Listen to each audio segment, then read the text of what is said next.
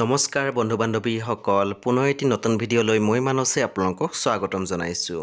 বন্ধু বান্ধৱীসকল পুনৰ এটি দুখবৰ লৈ মই আজি আপোনালোকৰ কাষলৈ আহি সাজু হ'লোঁ। আপোনালোকৰ মাজৰ হয়তো বহুতেই বেহাৰ বায়ুত পোষ্ট ধাৰাবাহিকখন চাই ভাল পায়। তাত এটি জনপ্ৰিয় চৰিত্ৰ হ'ল বসুমতাৰী ছাৰ। বাৰু কোনে কোনে চাই আছে এই ধাৰাবাহিকখন মোক ক'বলৈ নাপাহৰিব। আৰু বসুমতাৰী ছাৰৰ অভিনয় কোনে কোনে চাইছে মোক ক'বলৈ নাপাহৰিব। এই মুহূৰ্তত আহি পৰিছে এটি খুবেই দুখবৰ যে বসুদা আৰু আমাৰ মাজত নাই। হয় বন্ধু বান্ধৱীসকল, এইমাত্ৰ অভিনেতা ৰাকেশ অৰ্থাৎ ৰিণ্টু বৰাই ছ'চিয়েল মিডিয়া মাধ্যমত এটি পষ্ট শ্বেয়াৰ কৰি লিখিছে, বসুদা তই য'তে থাক ভালে থাক, তোৰ অভাৱ সদায় অনুভৱ কৰিম। তই ৰেঙনিলৈ অহা প্ৰথম দিনটোৰ পৰা আজি দিনটোলৈ মনত আছে।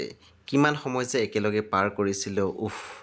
ৰিণ্টু বৰাই দুখ প্ৰকাশ কৰিছে ছ'চিয়েল মিডিয়াত। আৰু যেতিয়া তেখেতে এই পষ্টটো শ্বেয়াৰ কৰিছে সকলোৱে কমেণ্ট ছেকশ্যনত ৰিপ বুলি শ্বেয়াৰ কৰিছে, অৰ্থাৎ তেখেতৰ বিদেহী আত্মাৰ চিৰশান্তি কামনা কৰিছে।